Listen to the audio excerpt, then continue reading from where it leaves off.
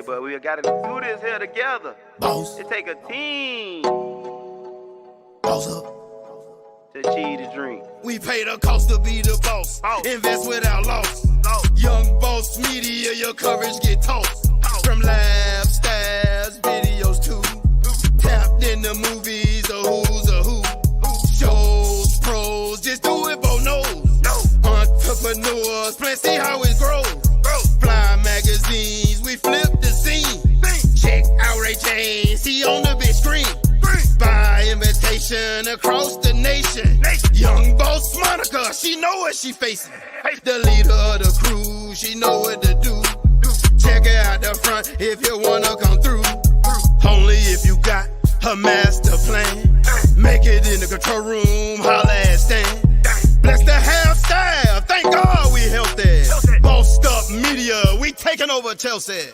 Young Boss Media, who you need is us. In this community, what we feeding ya. Young Boss Media, who you need is us. In this community, what we feeding ya. Young Boss Media, who you need is us. In this community, what we feeding ya. Hello, my people. You know who it be. I'm back again. It's your girl, Yaminah Legohn. And today, right now, at this moment, for Young Boss Media, Mind Your Business and Prosper Conference, we are taking it to the sexy end to end it nice. And it's called The Ins and Outs of Erotic Business. Ooh, let me grab my fan.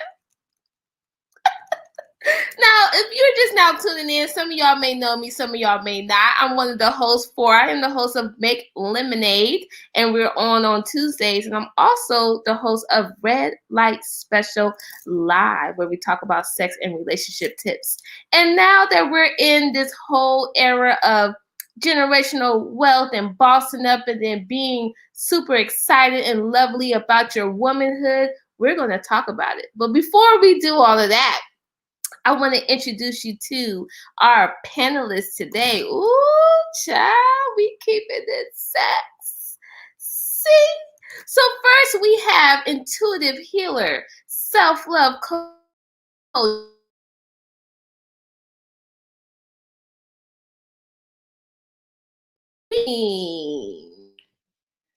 Hey everybody, hi. So I have an issue here. It looks like you guys froze on me. So you may have to repeat your questions. I'm not sure. Hopefully everyone can see me.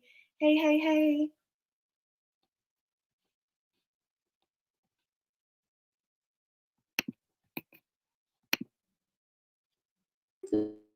Can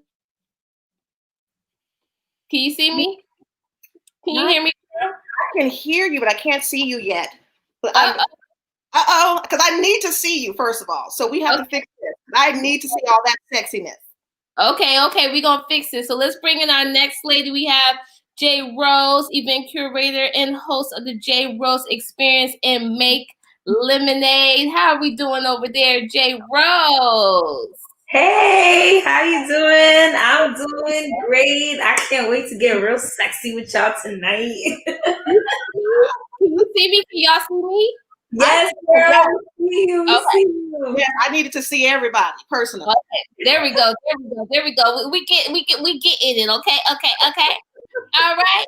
And the last but not least, we have our girl Vanessa Pleasures. She is a bedroom candy consultant, a clinical sexuality coach, and the autism mompreneur. What is good, girl?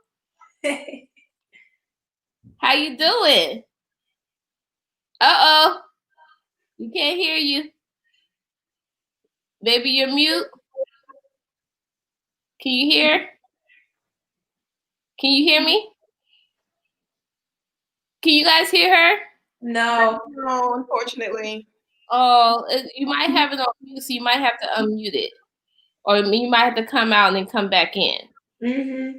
Oh, there we go. Okay, we unmuted it. Oh, okay. You got something connected to the speakers? Okay, we gonna figure it out. It might be the headphones. We can't hear you, girl. We can't hear you.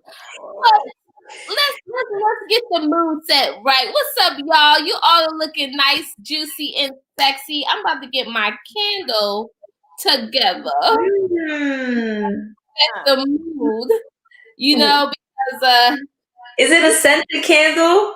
Oh yes, it's pumpkin spice, darling. Ooh, yes, right in time. Yes, with the oil on. I got my drink. Okay. I got my drink, y'all. Got my my red juice today. Ooh. I need to call upstairs. Somebody needs to bring me a drink. Girl, I had some wine earlier, and I decided to go tequila style.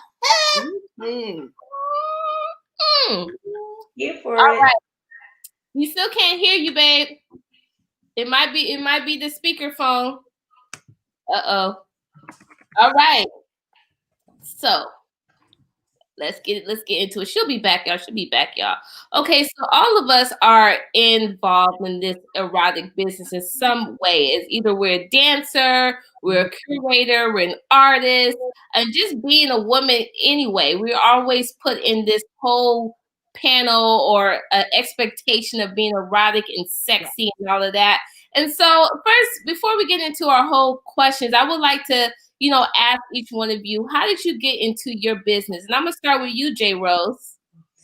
Well, I host erotic events. I mean, I also do other events, but I'm a spoken word poet. So the erotica part is more like me writing erotic poetry. And it started out with me more writing poems about women and admiring things about women.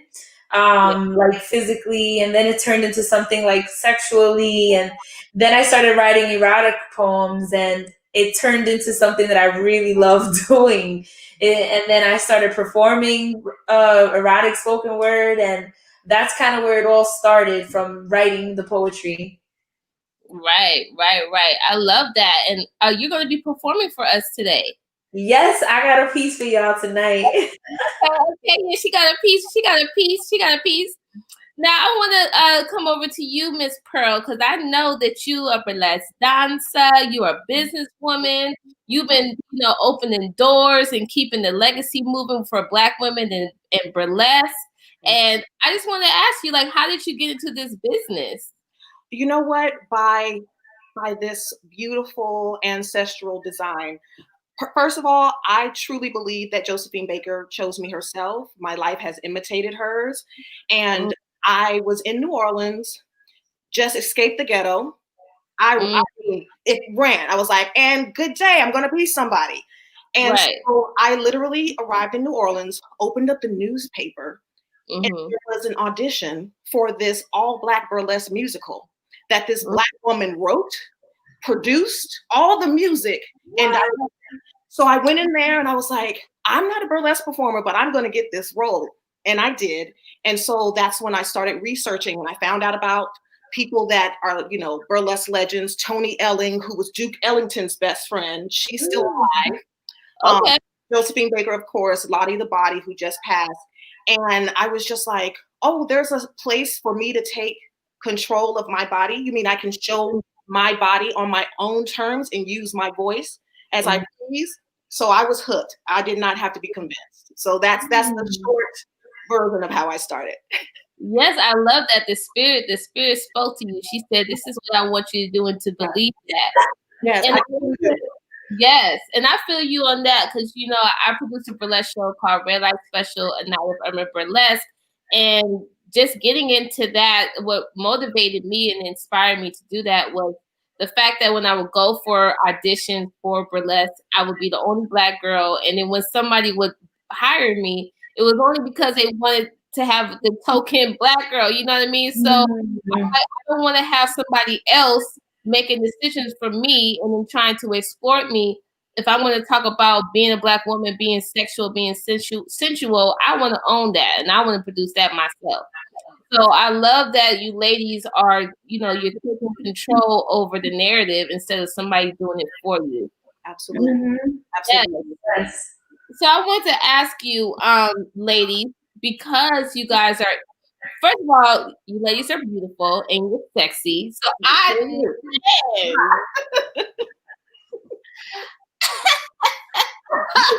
attention. Okay, I know that you get attention. Okay, so let's not play that.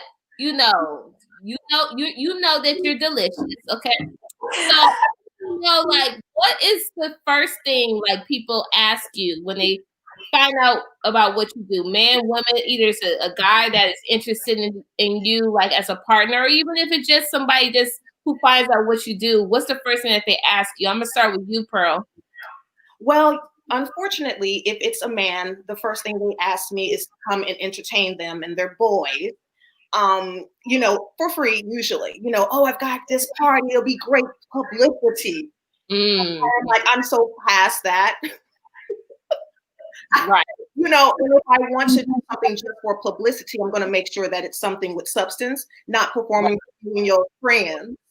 But on the other side of that, a lot of women, they want to know how they can get into this industry because they're so moved. And I love the fact that 90% of my fan base are lovely, lovely ladies or people who have feminine energy. Yes, definitely. I feel you on that. Yeah.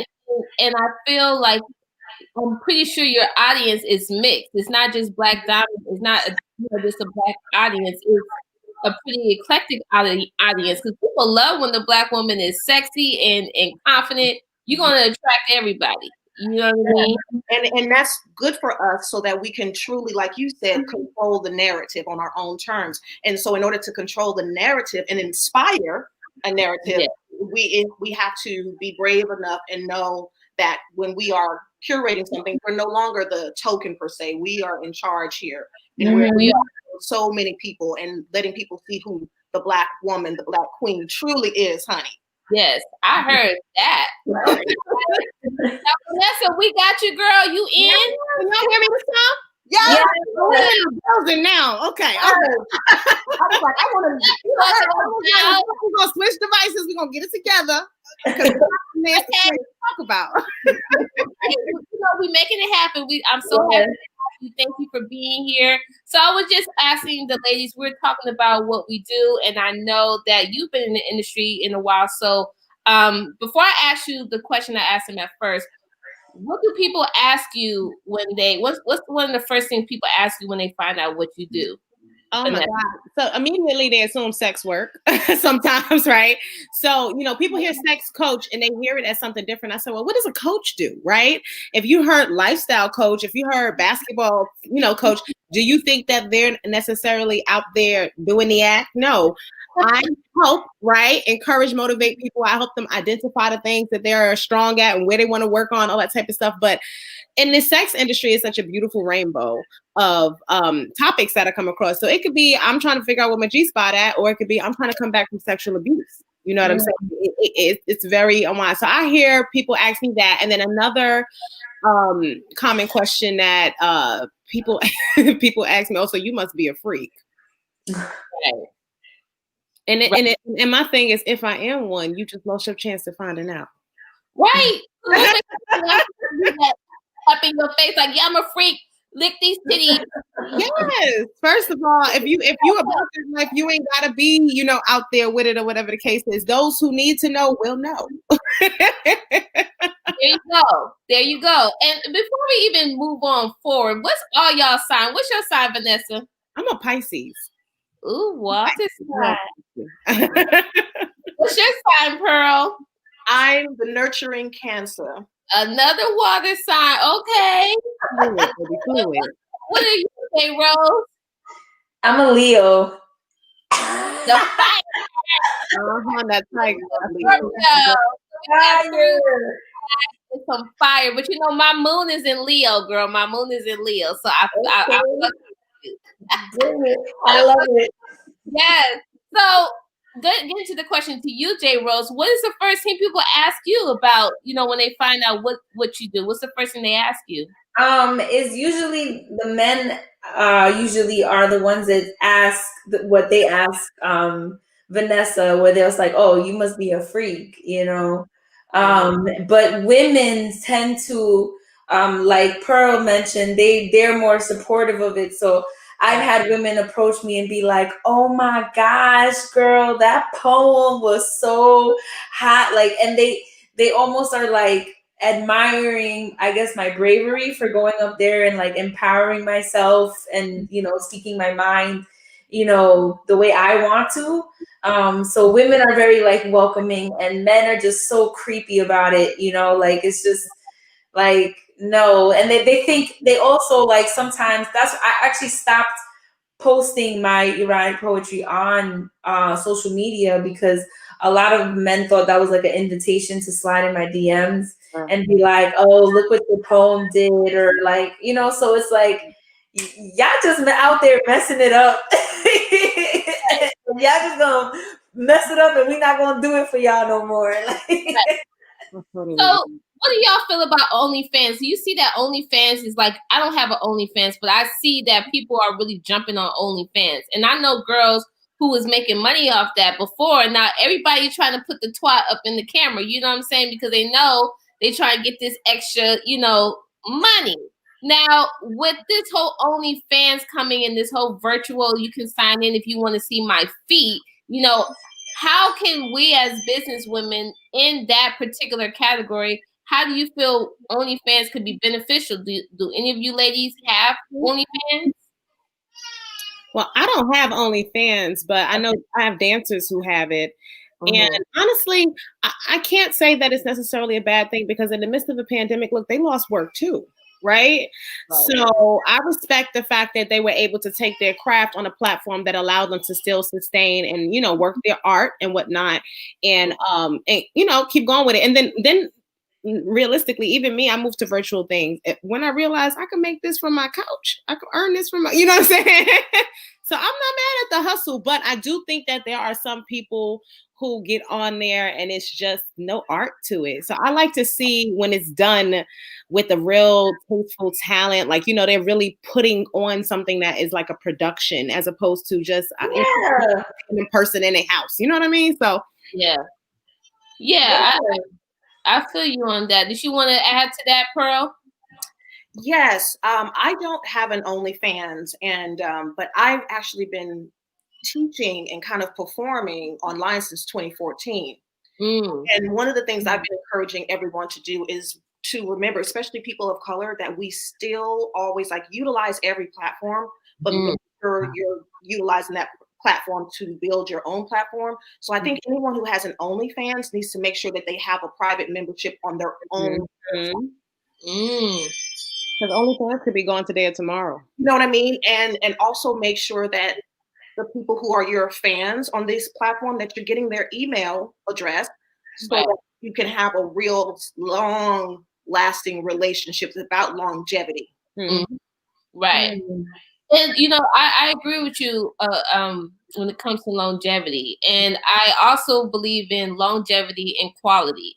And in this whole industry, erotic industry, being a stripper, being an erotic poet, being a pole dancer, being a go-go dancer, it's, you know, and that's just go-go dancing at the club, you know, being a burlesque dancer, being a sex coach. You women have actually taken it and made it a business. And so I want to know how are you empowering your audience with your work? And I want to start with J. Rose. Well, I feel like I empower people because I give them a platform, because I host erotic events as well. So I kind of give them a platform to express themselves. I feel like as women, we are sexualized from the moment we like step foot out of the womb, practically. Like it's crazy. So I feel like by providing people a space to like, you know, like sexualize yourself, like for you, you know, like not for the entertainment of others. So by hosting these events and doing it myself, you know, I show other women that, you know, you can be sexy and you can like, we joke around, be like, oh, I'm gonna be dressed like a thot tonight. Like, listen, if that's what you want to do, girl, go ahead, boo boo, thot it out. Let's do it, but do it for yourself. Do it because you feel sexy. Do it because it makes you feel happy, and do it. And what people need to understand, what makes it empowering, is that other people you don't care if other people judge. You don't care if other people, they're gonna take it wrong. People are gonna look at it and try to come out of pocket and cross lines. But as long as you know that you did it for yourself and you're like, this made me feel good, I feel sexy as hell, I'm here, you listened, like that's what it's all about. And I think I provide that space for a lot of people, and a lot of people don't expect erotic poetry to be the way it is. Some people think it's going to be one way, and then they go to these events and they're like, oh, wow, this was really like artistic. Like, you really put thought into every single word and how you say it when you slow down. Like it's a performance, we're talking about some sexy shit. Right. I feel that, and I love that, because you're moving with intention and you're moving with purpose. And I feel that, when we hear the WAP and the wet ass pussy, whatever, that gives people who actually, like, I don't know if any of y'all seen P-Valley that's been on. P-Valley, them girls was popping it. And there were some gymnasts on that pole. I really love that the pole scene is getting more recognition. And I know a lot of these pole dancers were dancers first, like classically trained dancers turned pole dancers. And I feel like people are starting to highlight it more, even though it was more highlight in rap videos and, in the negative light. But I'm happy that pole dancing was becoming like more of a fun thing to do and more appreciated. Yeah. Mm-hmm. Yeah, I think that's really dope. So since we're talking about empowering people, let's talk about relationships. Let's talk about romantic relationships. Like, how has your business affected you with your significant other, or dating, or having a man? I want to start with you, Vanessa. Like, how has your business affected you in your personal romantic relationships? So it's so funny. We slightly touched on it earlier, but I shared that a part of me sometimes can't stand dating as a sex coach. Just because it's an I don't like to say unorthodox profession, but it's not your typical profession, right? So in part because of some of the stuff that we talked about, immaturity, the way that people respond to it, I had a guy, oh, so you're in sex work, so you're in this and that, but having to always explain and break down what it is, and so that can be a little bit of annoyance. But I also, because I'm a coach, I have clients who I'm dealing with who happen to be men too. Mm-hmm. So the insecurity that comes behind the fact that I'm talking about sex with men. Right. I have men who are talking to me about, hey, how can I come stronger? How can I?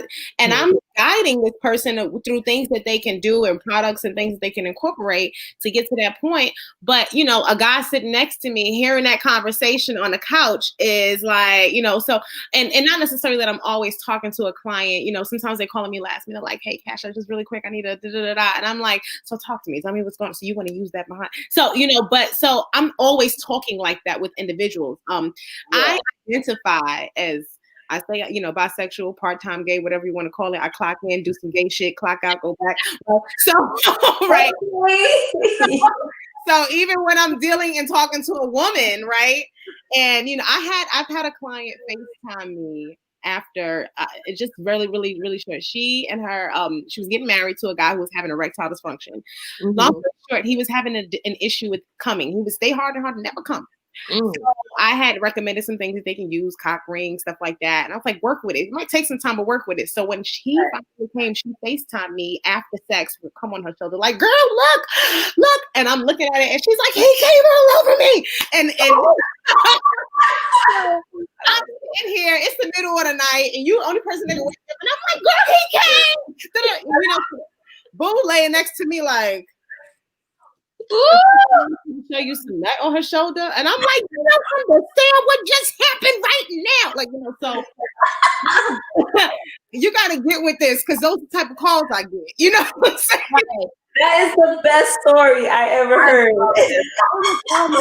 changed my life. I was like, this is why I do what I do. This is it right here. Like, that's so dope that you're open about that. You know what I mean? I think we need to be more comfortable with talking about that. And I want to shoot over to you, Perle. Like, I know that you perform, and we're all performers. Like, how has your business affected your romantic relationships? I toured for 10 years straight. And even though I hear a lot, and I'm also very bisexual, I came out at like 9. Right. Like, I'm bisexual. So that also freaks a lot of men out. They want the fantasy of that, but they don't want to humanize that and understand that you have to do the before and after care if you want that kind of experience. So along with like touring 10 years straight and then also being so powerful and confident, a lot of times with men in particular, there's this fascination with having a strong woman on your arm, having someone who's sexually liberated, who's open, who's very sensual and has a lot of light. But unfortunately, because of insecurity sometimes, and they don't even realize they're doing it, it's like it goes from let me love you, let me admire you, let me try to connect with you and build something together to let me dominate you. Mm-hmm. Or that they get intimidated too sometimes. Yeah. Like, oh, so they feel like I gotta pull everything out to impress this one. And you do. But we're not saying no. You do, and they get intimidated. They feel like that we're so powerful and liberated and shameless. Like we do this no guilt, no, apologies. This is what it is. And some guys can't handle that. And what breaks them out for me, what's been the issue is that they can't understand that nothing that I'm doing is for them. Yeah. That part. That I'm just out here living. What do you mean it's not for me? So unfortunately, I'm single. I've at 41, I've only had 3 relationships because I'm always single. Because there's a fascination at first, and then they're either intimidated, like Vanessa said, or there's a lack of emotional maturity. I'm a Cancer. Y'all know Cancers. Oh yeah, that emotional. You're mad emotional, okay? With your emotional asses. Wow. Somebody say Cancer, I'd be like, oh, you Carl Thomas. Oh, I will say the women are different than the men. The women are different than the men. I think the men are a whole lot more sensitive. I think women with Cancer women, when I'm around them, I know they're filled with so much emotion. And since I'm a Scorpio, I feel everything and I dive to the deepest lake. So like when I'm around other water signs, I can pick up on it, but I just don't know exactly what it is. But I be feeling something heavy sometimes because y'all be deep in thought. But I feel you with relationships because like, I'm single as well. And I prefer to be in relationships. And like for me, starting in the Hollywood industry, being a video vixen, dancing with, dancing in music videos, trying to get on set, trying to do your thing. Like, men are always, coming at you. And I know one thing with me is I have to be with a very confident man. I have to be with a very confident man who trusts me and know that like, I'm not going to be doing no shit on the side. I feel like sometimes I would attract a man that comes off confident and then it's like, yeah, they got me, I'm the prize, but then they don't want to do the work to keep me. You know what I mean? And it's like, I'm always moving fast. Like even with dating, like if I'm dating somebody and like they don't call me or something like that and they tell me they're too busy, I'd be like, do you know who the fuck? You're busy? For real? I don't got time. And so then it's like, and then when they get me in the bedroom, they think that I'm about to be jumping on them like some motherfucking King Kong. Mm-hmm. And I'm like, no, look, homie, like I have, I know my worth. And plus I need to make sure that your thing is right. Cause I'm not trying to have you fuck up my pH balance. You feel me? And I feel like young girls, like when you're young and you have sex with whoever you have sex with, I was just talking to my dad about this today. It's like you know, when you're young, I think a lot of young girls more so have sex for men, not for themselves. You know what I mean? Oh, So they can't even really enjoy the sex. And it's like they try to keep their man or they try to get his attention, so they have oral sex or they have sex or whatever. So when I'm in a relationship, when a guy sees me on stage and like, oh my God, she's hot, I want to holler at her. You know, the ones that come at me quick, they be the ones that be out quick. Now the ones that be like slow and kind of sneak their way up in there, I'll be like, well, because they try. Those are the ones that take the time to get to know you further than what they see that you're more than that. So they love that you're sexy and that you're empowered, but they also are like, well, what else is there behind that? Because those are the ones that care, and they're like, I don't want just some girl that's just some freak that be on some shit all the time. You know, those the ones that for a while, and I love it. Like, and I've been alone. Like, I took time to not even like bother with anybody. It's just giving me so much clarity. Like, I have so much more. I see so much more value in myself. Like, I'm not just gonna sit here and just because you like me doesn't mean I have to like you too. Right. And just because I say sexy shit doesn't mean I have to like you too. Like, you know what I'm saying? And then when you like them, don't shrivel up and shit and get scared. You know what I mean? They can't, you know, like can't find a middle. Yeah, I know exactly where you're going with that one. They thing is like this. I'm like, hold up, partner. Wait, hold up. Wait. You was talking all that shit, you know, like when you order from Wish and like this is what you expect, but then like this is what you get. You order from Wish. Not Wish. You gotta get to Wish. I'm sorry. Not Wish. I'm not doing this with y'all. I'm hanging up right now. I'm leaving. Bye, everybody. It's really nice to meet you all. I'm gonna come 3 weeks late. I made some bad purchases. I made some bad purchases. No, you can't be making no bad purchases when it comes to that thing, okay? That shit got said about that pH though. People need to pay attention to that. I tell guys all the time. First, there's 2 things. You need to not have no MSG in your diet thinking I'm gonna swallow your cum. Number 2, you can't be serving me no funky meat. Go take it, put it over the sink, get it clean, serve me an edible platter. You know? Don't know that men can smell like fish, especially if they don't pull that skin back, okay? They be trying to get women like, oh, you better smell good. Nigga, you better smell good too. Yeah, we don't talk about that enough. No. How men need to be fresh too. They always talk about, we gotta do a dip and test. Like, no, like, can we do a scratch and sniff first? Like, First of all, I love giving some head. So if you bring your shit in my face and you see me go like that to you, I'm gonna say, baby, we're gonna take care of that. I'm gonna be right. I want to love you. I want to love you. But see how the woman, what we do, we will help them out. The guys, they put in a song and talk shit about. Yo, they put it in the group chat, like. Yeah, group chat, right?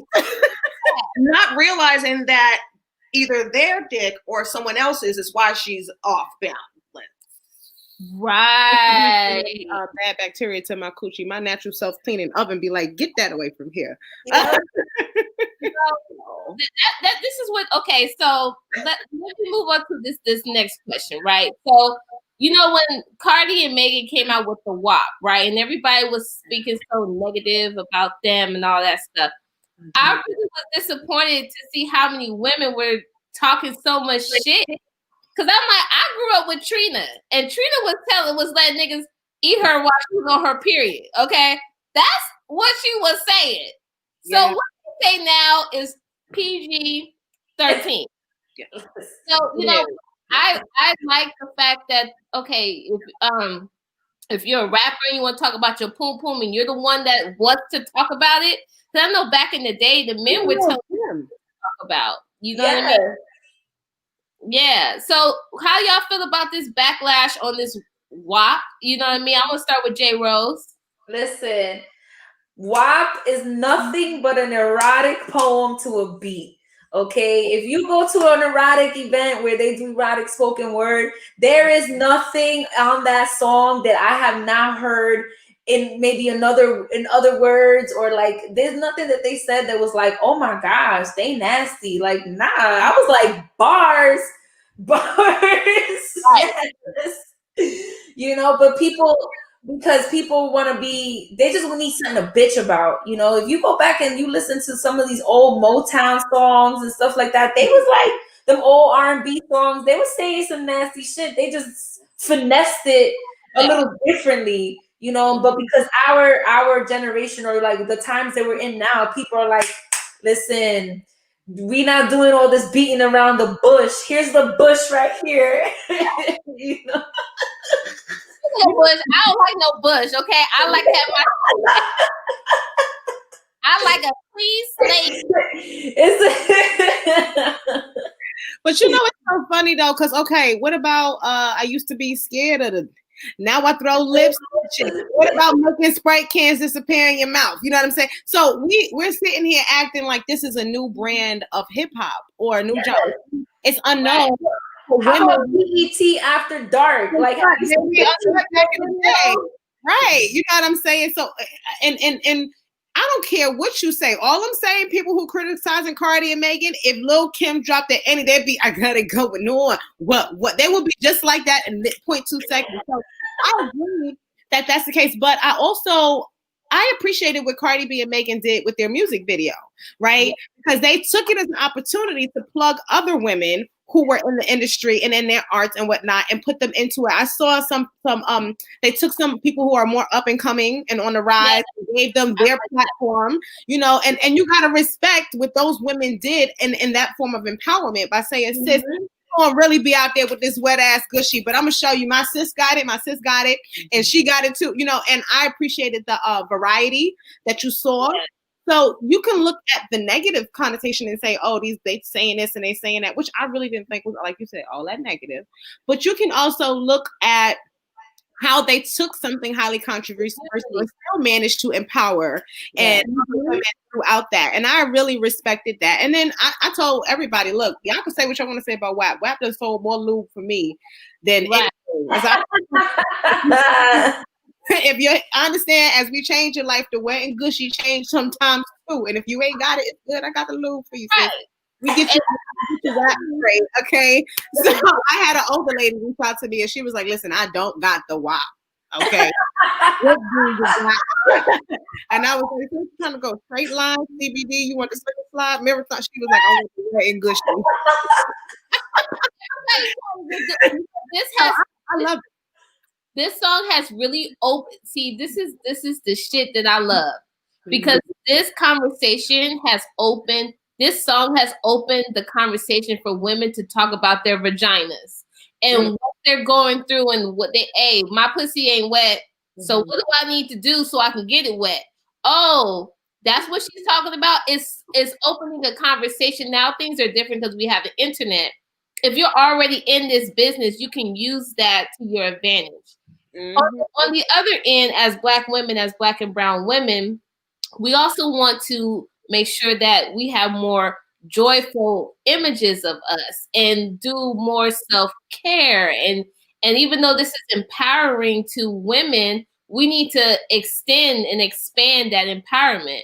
I want to shoot over to you, Perle, because I know you're really I know you do your intuitive healing and you work with people. How important is it to you for there to be more joyful images of us in media? And how do you feel that you're contributing to that happening? It is my life's passion, especially bringing in that WAP aspect. Because for me, I know a lot of people are like, that was controversial, but to me, that's also an example of our joy about women, talking about their bodies on their own terms. We've been programmed to believe that feminine self-discovery is a lewd and lascivious act when it is an act of joy. So I just want to say that first. To me, when I think about the importance of joy, I don't just mean a picture of a Black or brown person smiling. I mean a Black and brown person discovering themselves, be it through sensuality, through it, being that they are deciding to leave an abusive relationship, be it if they are deciding to become an entrepreneur, And so for me, on my Noire pageant page, so I started this pageant that's just for POC performers in the world of burlesque because there wasn't one yet. Because we're so conditioned. I mean, we are living in a world where people are showing Black and brown bodies being slaughtered without a warning. That's how normalized it is. You know, we're just going to give it to you. And I understand the one element where it's like, we want people to see what's happening to us. I get that. But we, as Black people in particular, we can't allow ourselves not to need a trigger warning to see ourselves dying. And that's why I think it's so important for us to also understand that that's not our story, though. Like, unfortunately, and I may upset some people when I say this, but it's on my heart. Unfortunately, what's happening isn't new and it won't end. But what is good is that it is being filmed so there can be an accountability now. And because I don't see this ending for us, right, we have to make sure that we're not on the chain gang the rest of our lives. We have an opportunity as Black and brown people to find joy here. And so we have to have images of some wet ass pussy. We have to have images of us, our brothers in suits and making it and being doctors and scientists, and our children finding joy during this time, playing outside, being free. So right now I'm like, I am not going to post anyone who looks like me being slaughtered here. Now, I will tell you about this therapy, though. Right. No, she said a key word, trigger warning, too. I'll tell you about this therapy, and I'll show you some liberated people, because that's our story, too. I'm not taking away from the fact that our story, you know, we come from a lot of pain, but we also have our ancestors talking to us. Those thoughts are not our own. We have an obligation to them to rest. Right. I'll pause because I want everyone to hear that. We have an obligation to them to rest, because you can't really give from an empty well. Right. There we go. First, we need to rest, and then we have an obligation to honor the joy. And I think, especially as Black and brown women, we have an obligation to own our bodies. We have an obligation to be entrepreneurs. Yes. We have an obligation to uplift others, just like this beautiful platform. I can't thank you guys enough for having me. I feel that I know for a fact I'm living my ancestors' dreams through all of you. Most definitely. And I feel that. And I think I love that we're showing that we can all be bosses at the same time. We can collaborate, we can talk, we can laugh, we can exchange ideas, we can exchange, you know, passion, talk about pain. And I think we need to talk about it, because we cannot depend on the system to change systematic racism. We have to depend on us to educate us, you know what I mean? So we can be able to heal and we can be able to push forward. You know, as far as like white folks and how they have diminished us as Black women, I feel like people in that community need to do the work too. I don't think that Black people and brown people need to be running to white people and telling them, look, you do this and let me teach you what. No, I need your people who disagrees with the system to tell your people that shit ain't right and get your act together. And then you can hire me and I would charge you a nice hefty fee to get them a workshop on how to be sexy. You get what I'm saying? Yeah. You know, it's funny though, because people take for granted how in this industry there's a lot of opportunity for that educating and empowerment, right? Yeah. And I think, you know, so what I guess that's a part of one of the things I do, being the pleasure parties. That's the most fun and important part about that for me. That they come for the, oh, we about to see some toys and da-da-da-da, but they don't realize they're about to be edutained, because you're going to learn. And I've had some really big breakthrough moments. I've always tried to find a way to bring it back to my why. I like to mobilize people. I like to motivate people. I like to, you know, and I have a crazy story myself and history with all kinds of stuff reproductively. But when I walk into a party room, I'm like setting the tone. I don't care what level you feel like you at. I want everyone to feel the same. I once went into a room and I had gave my intro, just introduced who I am, let them know I'm an autism mom. So while I'm here to work, this is my fun time. I need these toys as much as y'all, because he drive me crazy as hell, right? But I said to them, I want you to look at these things as an opportunity to think, oh, maybe I just want something that's going to feel right. Maybe I want to explore something new, or maybe you've been through a trauma, right? I have had many people who've had been abused sexually, either as children or in their young adult or adult life, who have desexualized themselves, right? And I say, I want you to think about maybe a toy could be an opportunity for you to reintroduce yourself to pleasure where you are in control of what that feels like. And if you don't like how it feels, you can stop. If you like how it feels, you can keep going. You are the one who says when this starts and goes, and realizing that once you start to get that empowerment of feeling like I can assert, and I want you to get this word, advocate for what feels good to me and what doesn't, that transforms into the other areas of your life, because you'll learn that when something don't feel right, you do a better job of saying, no, I'm not going to stand for this. Or you feel more empowered, you know what I'm saying, to speak for the things that you do feel are good and right. And that can come all through sex. That trickles into your relationships, that trickles into your family life. I talk to them about energy, because sexuality is about energy, and everything in your energy feeling like something that makes you feel relaxed, makes you feel in your essence, makes you feel in this. And if I could control my own orgasm, ain't shit nobody can take from me anywhere. I'll be walking everywhere like I'm Beyonce. I don't care if I got a bonnet on my head. Okay, I don't. That woman I had a woman come into an order room. She happened to be a social worker, a trauma social worker, nonetheless. And she said to me, "I've been helping people and helping people and helping people deal with their traumas, and I've never dealt with my own." And tonight, when you said that I could use a sex toy as a mean to reintroduce myself, I had a breakthrough moment. Like she said, I came here for lotions. I was gonna buy lotions and stuff. I was like, girl, we can get you some lotions too. But she was like, and she broke down in tears and said, but I think I want a toy. I think I'm ready to see what it feels like to change my mindset about what sex feels like. When somebody came and took it from me, I was able to take it back. And I've been with her throughout her journey. She's been trying all types of things. She sends me the craziest emojis. Girl, I used womanizer. I think that's super dope, because I think a lot of us as Black women, Black and brown women, we all have experienced some type of sexual harassment, sexual abuse. You know what I mean? And just from somebody else in the household, we witness domestic violence, we witness all types of stuff, and we don't realize we carry that into our adulthood.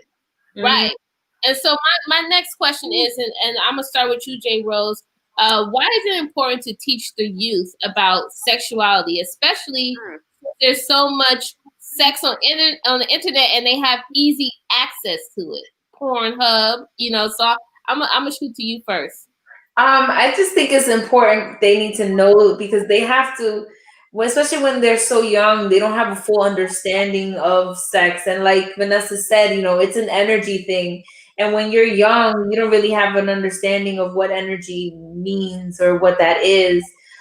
So it's good for them to have like that understanding of the depth, the spiritual and the depthness of it. But then it's also good for them to know as far as just like safety, just to protect themselves. Because, a lot of times, I think that young girls end up, and I think even women too, like we end up in situations with people that we don't really want to be in. Like you may like the guy, right? And he's cool, he's cute, and he likes you too. And now he wants to have sex, and you're not ready, and you like him. You don't want him to stop liking you. And you feel like you have to do it so that he can still like you. And teaching young girls that that's not what sex is about. Right. Teaching young girls, like Perle mentioned, like to have that it's for you when you're ready, and doing it a right and safe way. It just sets them up for healthier relationships in the future with whoever they're attracted to. So the more knowledge they have, the healthier I think that they'll have like sexual relationships when they get older. Mm-hmm. I totally agree with that, because I know for me, when I was a kid, I used to love me some porno, child. And my mom would buy me little sex books, but she wouldn't tell me about it, but I love me some porno, but I also know that there is another side of that. And I'm going to shoot over to you, Vanessa, because I know you deal with autism. I know that you teach parents with helping their kids that are autistic, and I like to learn more about that and how that how that has benefited people from working with them. So it was really interesting because I got into this business because my kid got diagnosed with autism. So I started I was doing politics for years before this. And I researched the industry and how stable the sex industry is. No matter what's going on in the world, people happy, sad, mad, they drink and they have sex. Right.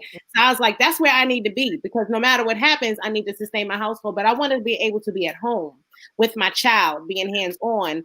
And I knew that my prior profession was not going to allow the time. I made good money, but it was my time. So when I got into this, I started doing all this sex stuff, but I kept trying to figure out, how do I bring it back to what matters most to me? So in addition to my son getting his diagnosis of autism, I was also raising my younger brother, who was 10 at the time, going into his adolescent years. And so two things happened for me. I realized that I had two boys whose things was going to get up at some point. They was going to realize they could produce man juice. And I had to be prepared for that conversation. But I was blessed that my brother felt so comfortable with me. Even now, he's a college student, his third year in college. Praise the Lord, right? And he sends his friends to me when they have sex questions and stuff like that. Even when him and his girlfriend go through things, they talk to me. And he's, as uncomfortable as it is, I'm just happy they feel the space to come to me. But I still didn't feel like my purpose was fully met, because my why wasn't still being fully accessed. So I realized when my son, because autism is a social and communicative disorder, means people think they have a difficulty with communication in the norm. So the conversation where you're talking about this is your penis and this is a vagina and this, they don't understand that the same. They don't understand what it means when I say you can't just whip that thing out in the living room. We got people here, So I had to thankfully I had experience in understanding the anatomy and that sex part, and then combining my experience as an autism mom with kind of formulating a way to educate them. I had to create visuals, pictures with words under it, and study them and show him this is your penis and show him where it is on his body. And I had to teach him, when you need to have your time with yourself, it's nothing wrong with touching and exploring yourself, but you have to have private time. And when it's time, I want you to put a green sign on the door, or, and then that way or a red sign. That means mommy don't enter. I'm having private time, and teaching him these are the places, the bathroom and your bedroom, where it's appropriate for you to do that. Because a lot of individuals with special needs become victims of sexual abuse because they can't verbalize that they're being abused. Right. Then I realized, well, I'm a mom with sex education. What is a mother or parent who does not have this background doing when they are met with this situation with their young children? I need to teach them some of the things that I've been doing that's working for me, because I know that I'm not the only one struggling through this. And then they grow up and they become young adults and they want to have relationships and things too, but they don't understand the social cues. They don't understand when someone is trying to misuse them or mistreat them sometimes. So I have to say, how do we help our young teenager going into young adult approach love and relationships? Just because they have a special need doesn't mean they can't have it. We have. So I've started teaching. I have a group on Facebook where I have some young adults, only individuals on the spectrum. So no one who's not on the spectrum is in there, where I teach them about toys and things like that, so that they can try to explore it first for themselves, and then they feel like they can communicate when they find a partner the things that they're into or like. So it finally feels like home for me, because it's coming back to what made me get into it in the first place. And so, I think that's pretty awesome. And I commend you for even taking that, route, because, we've seen this in school, just coming up, just being a young person and becoming an adult, and those people become adults and then they don't have that type of education. And then we have people that have issues, insecurities, and, are abusive to women or abusive to themselves. And I think we have to start with the youth. So you don't want to, tell you, all you ladies, thank you for putting in the work and doing what you're supposed to do to, help help people, period. So we can be better people. And before we end, I want to shoot over to J. Rose. He has a quick piece for us, a little performance for us. Do I need to get one move? Wait. No. Not that kind of performance. I'll see y'all later. I'm like, go on and get that woo. Yes. Ready, J Rose? Yes, I'm gonna do an erotic poem for you guys. It's titled Mindfuck. So a sapiosexual is someone who is sexually attracted to a person's intellect or mind before their appearance. I'm a sapiosexual, which means my arousal arises when I cross paths with an intellectual. So it was inevitable that I'd hunger for the slices of your thoughts that are most delectable. I want to lick between the crevices of your brain matter while you rub your fingers on my pink matter, because, baby, I know it's more than your brains that matter. It's your brain that matters. And you know nothing turns me on more than mind strokes of thought-provoking conversations that hit deep into my sweet spot. I want to straddle your cerebrum like a seat of consciousness, waking up every cell in your body as I rub my curiosity against the ripples of your cortex, dripping my theory of relativity all over your thoughts, because ecstasy equals my cum squared. Every time we have a conversation, you reach deep into the root of my brainstem, and baby, I come there. Let me sip on your pre-thoughts while you run your fingers through my hair, causing my heart to beat harder and my legs to shake faster. You think I was possessed? Baby, just show me your mind and I'll show you mine. Colliding our minds, exploding like mines. Show me your Big Bang Theory and I'll show you galaxies dripped in Milky Way thighs. And peace. Thank you. Yes, thank you so much. That was awesome. We have a comment. Fairy God G Mother said, I just want to say before you all leave, thank you so much. I have been inspired beyond measures.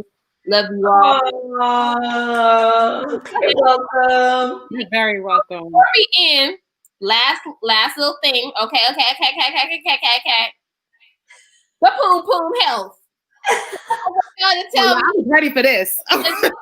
if one little thing for our audience that can help them keep a fresh poom poom. Okay, so I'm gonna start with you, Perle. You know what? I'm gonna say this. One of the ways you can make sure the poom poom is healthy is respect your boundaries. If it doesn't smell right, it doesn't feel right, don't do it. I like that. Respect your boundaries. All right, I'm gonna shoot over to you, J Rose. I'm gonna keep it really simple because it's actually very important. Drink a lot of water. Water is so good and it actually helps you stay lubricated. It helps that wow. Yes. Thank you. All right, let's shoot over to Vanessa. So this is a guiltless plug because we got a product and I'm gonna tell y'all. Let me show them here the bottle to y'all. It is called Hotcakes, baby. Now this is my coochie.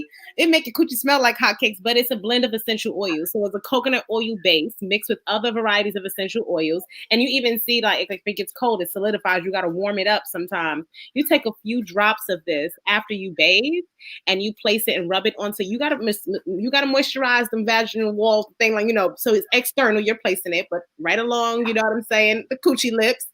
And when I tell you that your coochie will smell like hotcakes later. 12 hours. When we first got it, I was walking around telling everybody, can you smell my coochie real quick? What I loved about it is that an African-American woman was the one who created the formula. And she ended up making a product for our company. And so I'm going to, the thing that I love about it is aside from the smell, it has antifungal properties. And it's made to basically help encourage the bad bacteria to exit the vagina, but retain your good bacteria. Because a lot of products and I have to say this for any young women who are watching, many of those feminine products that you're using that contain parabens and things like that, they actually get rid of the bacteria that is good in your self-cleaning oven. Remember, like she said, using water keeps your coochie a self-cleaning oven. We naturally push out shit that don't belong. So you don't want to mess that up, right? Don't mess that up. Hotcakes is my hotcakes. and my little advice to y'all is take a mirror, open your legs, and look at your vagina and say, I am beautiful. Okay? because you have to be able to love your vagina. And if you love your vagina, you're going to be very picky with who looks, tastes, touch, smell, gets anywhere near that, okay? So open them legs, take a mirror, look at your vajayjay and say, I am beautiful, okay? So before we go, I want to thank all you ladies so much for coming through. I'm gonna go through my ladies real quick. We have Perle Noire. She offers services, virtual healing consultations, and artist development. And you can follow her at the Perle Noire, and you can visit her website, Black Burlesque Queen. Anything you like to tell the audience about your brand? Yes.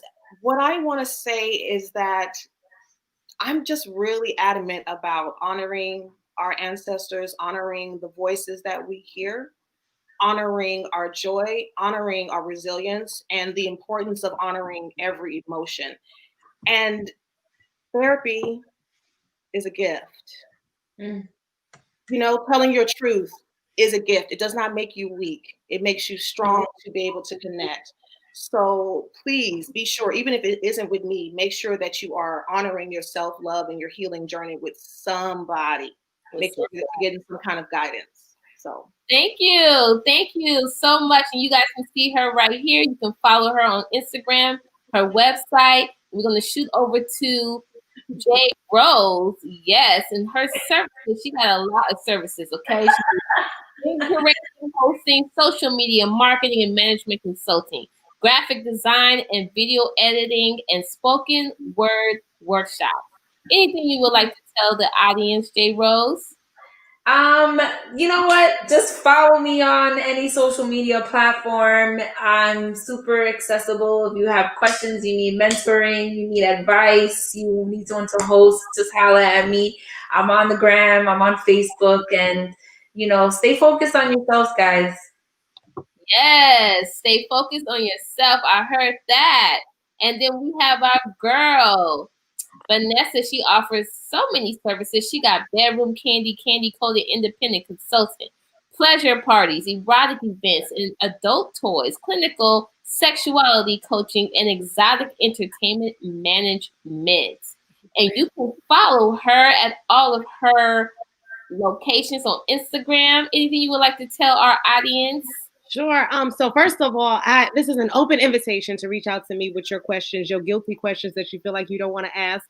I love that. But also invite people to book with me. I do virtual parties and toy demonstrations where I actually educate about different subjects sexually, but throughout I also talk about the products that we have that you can incorporate into your sex experiences. If you want to coach with me one-on-one, I invite that too. But I like the idea of getting people together in groups because often we have the same questions, but we are afraid to ask them. So it gives an opportunity for us to kind of get all that answered and realize, girl, you want to know that too? I didn't know, So it's actually a really great bonding experience. But I want to also make sure people know this is not just for women. This is for men too. I do parties with women, men together. Independently, I've had just the men's cognac and conversations because for our men, especially our African Americans, therapy is okay. It's okay to do it, right?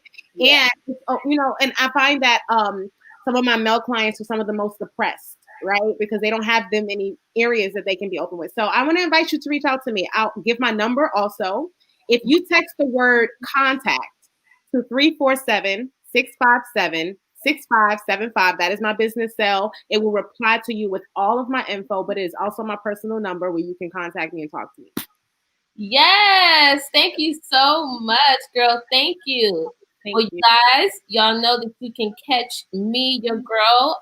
You have information about business. I do business consulting for artists, for small businesses. If you want to learn about how to create a website, you want to learn about intellectual properties, how to trademark, how to copyright, you can holler at your girl. I teach virtual dance classes. I teach urban burlesque dance classes, dance hall, and hip hop class. I give burlesque workshops. I'm also a swag coach. And you can catch me on Make Lemonade Talk Show. And you can also check me out on Red Light Special Live, where we talk about sex and relationship tips, hot topics, and just being all around sexy up in this mofo. Okay? Y'all can follow me on the gram. You can follow my company, Art of Legohn. And you can go to my website, youmeanlegohn.com, artoflegohn.com. And all of us have something to offer. So you guys can, you know, you can have us all to yourself. You know? The other, you can put the other, you can put the other. There's some in this house. Just don't slide in the DMs. Don't went like J. Rose said earlier. Don't slide in them DMs with the crazy. Not an invitation. Right. And I'm gonna say there's some queens in this house. There's some queens in this house. There's some queens in this house. Ha, ha, ha, ha, ha. And I got a sex toy named Queen. Holla at me. Thank you so much for tuning in. Up next is closing remarks on our after party. You can check us on Young Boss Media platform, and we will see you in the near future. Ciao. Bye. Thank you guys. Thank you.